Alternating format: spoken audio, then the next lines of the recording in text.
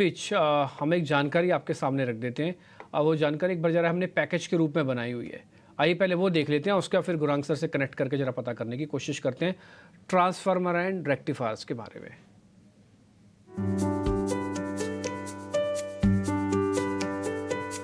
भारत की इकोनॉमी की तेज रफ्तार ग्लोबल स्तर पर नई ऊंचाइयां छूने की दिशा में आगे बढ़ रही है और विकास की रफ्तार ने कई सेक्टर्स की तरह पावर सेक्टर को ग्रोथ के जबरदस्त मौके दिए हैं।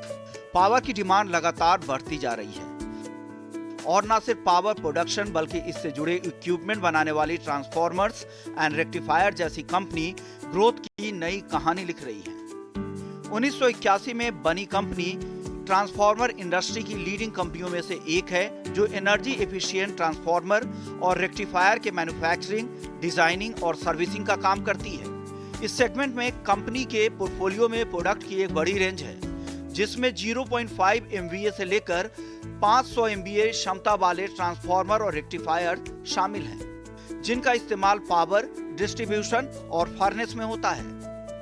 कंपनी देश की कई इलेक्ट्रिसिटी बोर्ड को पावर जनरेशन, ट्रांसमिशन और इंफ्रा प्रोजेक्ट के लिए अपनी सर्विस देती है। साथ ही petrochemicals, oil refinery, steel, pharma समेत कई इंडस्ट्री के लिए कंपनी ट्रांसफार्मर बनाती है। ट्रांसफार्मर्स एंड रेक्टिफायर्स का 30 देशों से ज्यादा देशों में कारोबार फैला है। अपने कारोबार विस्तार, डेट रीपेमेंट और वर्किंग कैपिटल के लिए 500 करोड़ का QIP लेकर आई है। QIP समेत विस्तार योजना, ग्रोथ आउटलुक पर चर्चा करने के लिए हमारे साथ जुड़ गए हैं ट्रांसफार्मर एंड रेक्टिफायर्स के मैनेजमेंट। ठीक है, नाम से ही अपने आप को पता लग जाएगा कि ट्रांसफार्मर बिजनेस के अंदर है, रेक्टिफायर्स के बिजनेस के अंदर है और 11,000 करोड़ से ज़्यादा के मार्केट कैप बनाने के बाद आज दोनों मेहमान हमारे सामने हैं। उन दोनों का, आप दोनों का बहुत बहुत स्वागत है। Thank you very much Satyendra ji आपका, और थैंक यू वेरी मच आपका जितेंद्र जी आपका। तो आप दोनों से आज चर्चा होगी। इस कंपनी को खड़ा करने में आपका काफ़ी महत्वपूर्ण योगदान है। बिल्कुल स्क्रैच से खड़ी हुई कंपनी को आपने आज इतना बड़ा कर दिया कि 11,500 करोड़ का तो मार्केट कैप है, और जिस सेगमेंट में आप हो उस सेगमेंट का पीयर भी ढूंढना नहीं जलता आता जल्दी जल्दी। बहुत मेहनत का काम है, काफ़ी स्किल्ड लेबर चाहिए होती है इसके अंदर, और थोड़ा कैपिटल इंटेंसिव भी है।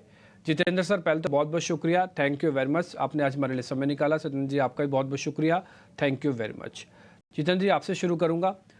500 करोड़ रुपए का QIP आपका था, और ये जो फंड्स था कुछ डेट को रिडक्शंस वगैरह के लिए था, कैपेक्स के लिए था।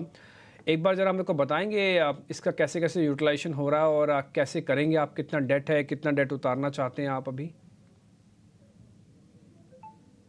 हमने मैंडेट जो दिया है कि भाई हम ये पैसे कहाँ कहाँ यूज करने वाले हैं। डेट रिडक्शन है, working capital, backward integration, and the new plant for some of the product, again for the internal use as well as for selling in the market. So it is not only that we are going for the backward integration, which will help us, but we are also will be catering also to the other competitors for the requirement of the short supplies of some of the products, which are I mean, there's a huge shortage of those product, and some of the product which we intend to make, जो हम लोग बनाना चाहते हैं, वो ये भी है कि यहाँ पे इंडिया में नहीं बनता है अभी। वो लोग यहाँ पे बाहर से लाके असेंबल करते हैं पार्ट्स को। तो हम लोग पूरा का पूरा उसको यहाँ पे बनाने के लिए हम लोग पूरे जोश में हम लोग का काम चालू है। And we are acquiring land for putting up the new facility for the backward integration, and it's going to be really big. It's not कोई छोटा मोटा नहीं होगा, बहुत काफी बड़ा होगा। और उससे पूरा का पूरा डिपेंडेंसी है हम लोग का बाहर के सप्लायर पे, वो बंद हो जाएगा। And then will be also catering to the export market. तो एक्सपोर्ट मार्केट भी उसके लिए काफ़ी बड़ा है। जो सोचिए कि जो चीज़ यहाँ पे 160 170 रुपीस पर किलो बिकती है, वो एक्सपोर्ट हम करें तो उसमें हमको मोर देन $4.5 पर केजी हम लोग को मिलता है। which includes the freight. Freight will be around 10-12% आप freight गिन लीजिए, तो उतना भी बात करने के बाद भी $4 यहाँ से लगभग डबल प्राइस मिलता है वहाँ पे, यदि हम एक्सपोर्ट करते हैं तो वो सब चीज़ें। तो ये इसके लिए पीछे हम लोग पूरा का पूरा जोर लगा रहे हैं अभी कि वो हमको करना ही करना है, और 2025 तक में ये most of the fund will be utilized, most of the fund. ठीक है सर, आप जो बात बोलते हैं ना उस पर मार्केट थोड़ा ट्रस्ट भी करता है और आपके इन्वेस्टर्स भी काफ़ी लॉयल हैं जो आपके साथ रहते हैं। आपका डिलीवरी पोजीशंस भी मैंने देखा है कि काफ़ी अच्छा है। एक बार मैं रिटर्न दिखाऊंगा तो काफ़ी सारे लोग चौंक भी सकते हैं कि अच्छा इतना रिटर्न एक पर्टिकुलर कंपनी कैसे दे सकती है। एक बार ज़रा दिखाइए इनका मंथली रिटर्न, इनका क्वार्टरली रिटर्न और एक बार इनका एनुअल रिटर्न यानी कि साल का रिटर्न स्क्रीन पर ट्रांसफार्मर एंड रेक्टिफायर्स का। तो आपको थोड़ा आइडिया लग जाएगा कि जो मैनेजमेंट बात रख रही है, जो विजन है मैनेजमेंट का, वो आपको साफ दिखेगा। ये साल का है रिटर्न, 1000% का रिटर्न। ये शेयर डबल डिजिट में हुआ था, आज ट्रिपल डिजिट का भी मुआने पर खड़ा है। इसको भी पार करेगा तो 4 डिजिट में चला जाएगा। और ये सिर्फ एक ही साल के अंदर हुआ है। 5 दिन में 16, एक महीने में 27, 6 महीने में 300, एक साल में ये तो 831 जब ग्राफिक्स बनाएंगे तब का है। तो वैसे मैंने 52 वीक आपके सामने रखा है तो वो तो 950% है। तो आप इसी से अंदाज़ा लगा लो आप कि क्या शानदार मूव है। इसलिए जो पहला क्वेश्चन था कि रकम हम किसके लिए इस्तेमाल कर रहे हैं, जो जतिन सर ने आपको बता भी दिया, जितेंद्र जी ने, वो मेरे को लग रहा है कि उसको अच्छे से अचीव कर लेगी कंपनी। सत्येंद्र जी बहुत बहुत शुक्रिया, थैंक यू वेरी मच, आपने भी आज टाइम निकाला। सर अब मैं ग्रोथ अपॉर्चुनिटीज़ के पास आ रहा हूँ। इनऑर्गेनिक ग्रोथ अपॉर्चुनिटीज़ आपको एक्सप्लोर कर रहे हैं क्या? क्योंकि जिस सेगमेंट में है उसके तो आप मार्केट लीडर हैं, तो जो ग्रोथ होगी वो इनऑर्गेनिक ही हो सकती है। कुछ QIP वगैरह इसके लिए रेस करेंगे सर? अभी कोई प्लान नहीं है ये इनऑर्गेनिक ग्रोथ का। जितना भी QIP का फंड है वो सब हम लोग ऑर्गेनिक ग्रोथ में ही यूज करने वाले, बैकवर्ड इंटीग्रेशन और expansion of our plants for green hydrogen के ट्रांसफॉर्मर्स के लिए और सोलर के ट्रांसफॉर्मर्स के लिए।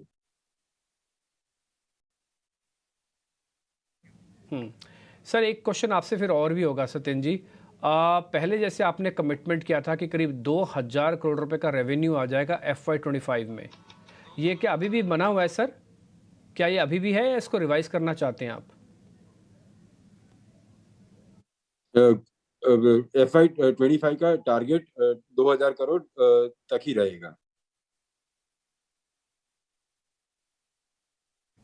ओके ठीक है, ये 2000 करोड़ तक ही रहने वाला। फिर सर एक चीज़ का और जवाब दीजिए, आपकी स्ट्रेटजी क्या है सर रेवेन्यू कंट्रीब्यूशन की? ये फिर बढ़ेगा कैसे और आप कैसे करेंगे? इसमें एक्सपोर्ट्स का कितना हिस्सा होगा? और एक्सपोर्ट्स का अभी जैसे मैं जो जानकारी कर रहा हूँ वो शायद करीब 25-26% के आसपास का रहेगा आपका, ऐसा कुछ? हम लोग अफ्रीका में टारगेट कर रहे हैं, अभी यूरोप में टारगेट कर रहे हैं, US में काफी सोलर प्रोजेक्ट्स में हम लोगों ने ऑलरेडी कोट किया हुआ है।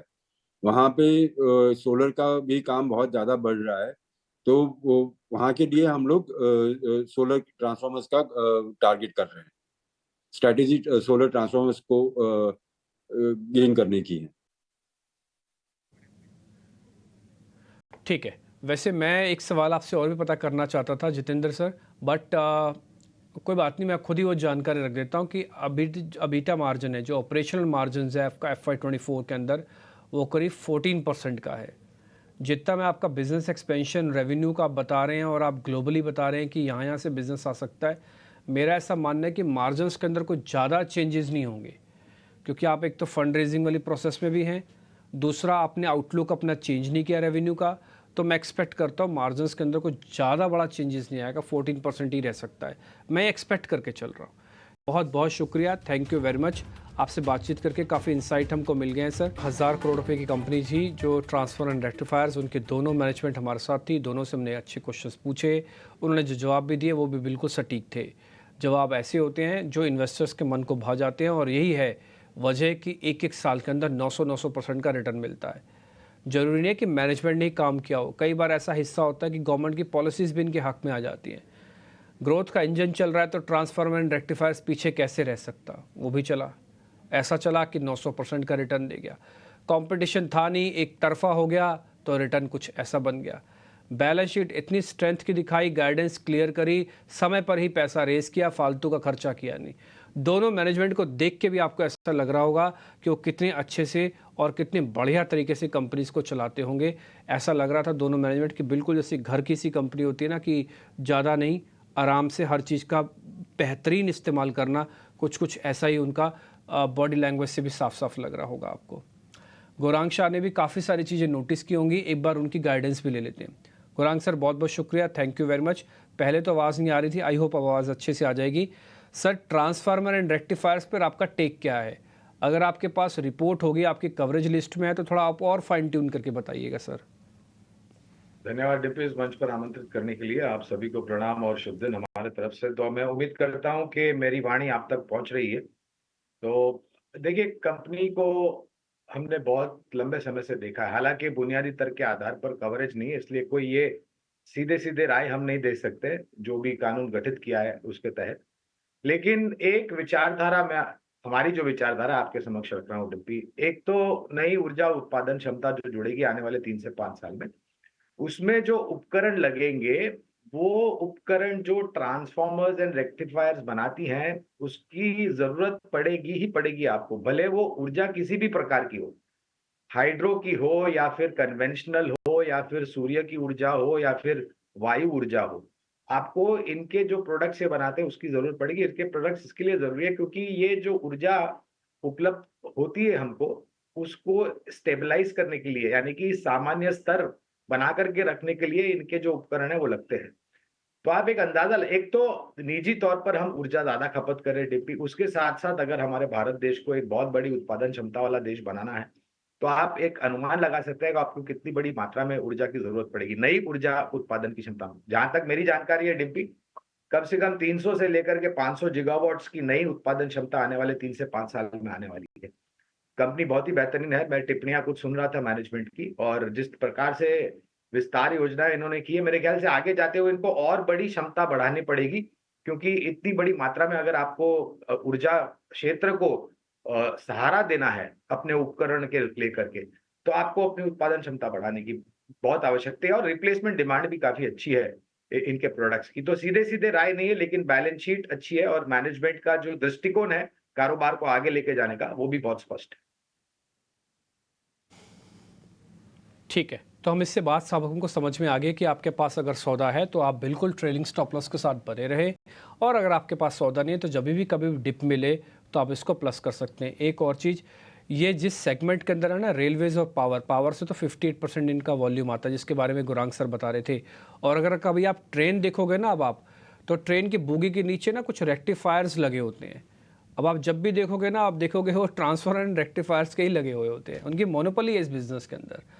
तो आप जब भी देखना, मुंबई के तो लोकल्स के नीचे भी आपको दिखेगा। अब आप जब भी आपकी नज़र जाएगी, आप मेरे को भी याद रखोगे और ट्रांसफर एंड रेक्टिफायर्स को भी याद रखोगे। ये शेयर 900% ऐसे ही नहीं चल गया। बहुत बहुत शुक्रिया Gaurang sir, thank you very much. Railway और पावर के दम पर जो उसकी एंसेलरी है ट्रांसफर एंड रेक्टिफायर्स, उसका रिटर्न देखते ही बनता है। बहुत बहुत शुक्रिया, थैंक यू वेरी मच।